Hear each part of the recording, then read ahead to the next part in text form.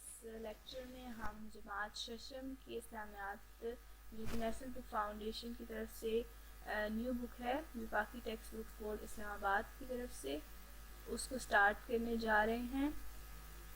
تو اس کا ہم آج سٹارٹ کر رہے ہیں باب ہفتم جو کہ ہے جانوروں کی اہمیت اور ان کے حقوق. تفصیلی سوال جواب اس کے پہلے کریں گے. ہم جانوروں کی مختلف اقسام اور ان کے احکام بیان کریں. آپ نے اس طریقے سے اوپر ہیڈنگ ڈال دینی ہے جانوروں کی مختلف اقسام, پھر نیچے آپ نے یہ کنکلوڈ کرنا ہے. جانوروں, پرندوں اور حشرات الارض کی مختلف اقسام ہیں. ان میں سے بعض انسانوں کو فائدہ پہنچاتے ہیں اور بعض درندے ہیں جن سے اپنی حفاظت کی جاتی ہے.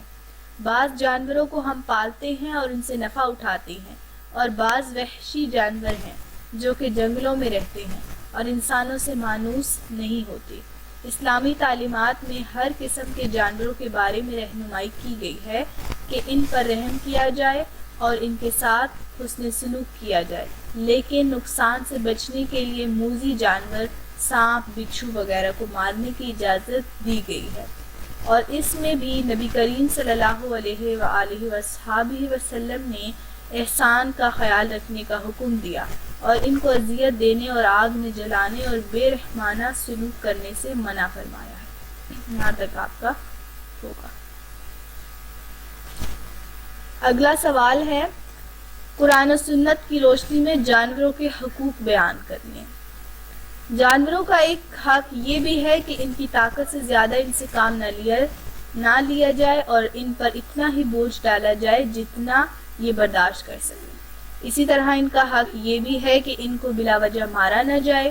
نبی کریم صلی اللہ علیہ وآلہ وسلم نے نہ صرف یہ کہ جانوروں کے ساتھ بدسلوکی اور بے جا مار پیٹ کی ممانعت کی, بلکہ ان کو بے چا پریشان کرنے سے بھی منع فرمایا. حضور اکرم صلی اللہ علیہ وسلم کی آمد سے قبل لوگ جانوروں کو آپس میں لڑا کر بہت لطف اندوز ہوتے تھے اور وہ بیچارے جانور زخمی ہو کر تکلیف اٹھاتے. حضور صلی اللہ علیہ وآلہ وسلم نے اس کو بھی حرام قرار دیا.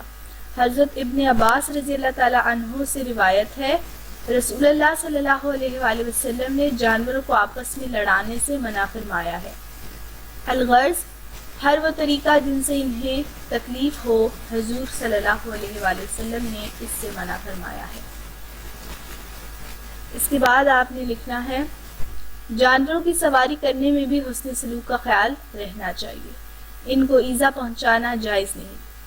جانور سواری کے لیے ضرور ہیں, لیکن طویل سفر میں ان کو آرام لینے اور چرنے اور کھانے پینے کا موقع فراہم کرنا چاہیے. نبی کریم صلی اللہ علیہ وآلہ وسلم نے فرمایا ان بے زبان چوپائیوں کے بارے میں اللہ تعالیٰ سے ڈرو اور ان پر ایسی حالت میں سواری کرو جبکہ وہ سواری کے قابل ہوں, اور ان کو اس اچھی حالت میں چھوڑ دو کہ وہ تھکے نہ ہوں. ایک دن نبی کریم صلی اللہ علیہ وآلہ وسلم کسی انصاری کے باغ میں داخل ہوئے. اچانک ایک اونٹ آیا اور آپ صلی اللہ علیہ وآلہ وسلم کے قدموں میں لوٹنے لگا.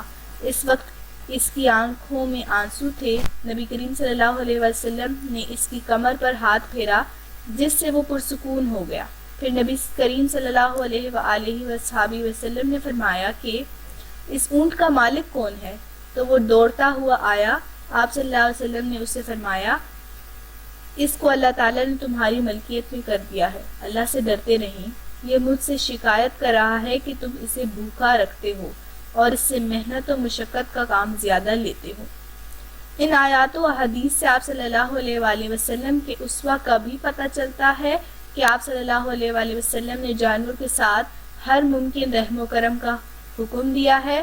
نہ صرف گھریلو اور پالتو جانوروں بلکہ غیر پالتو جانوروں کے ساتھ بھی حسن سلوک کی تاکید کی ہے.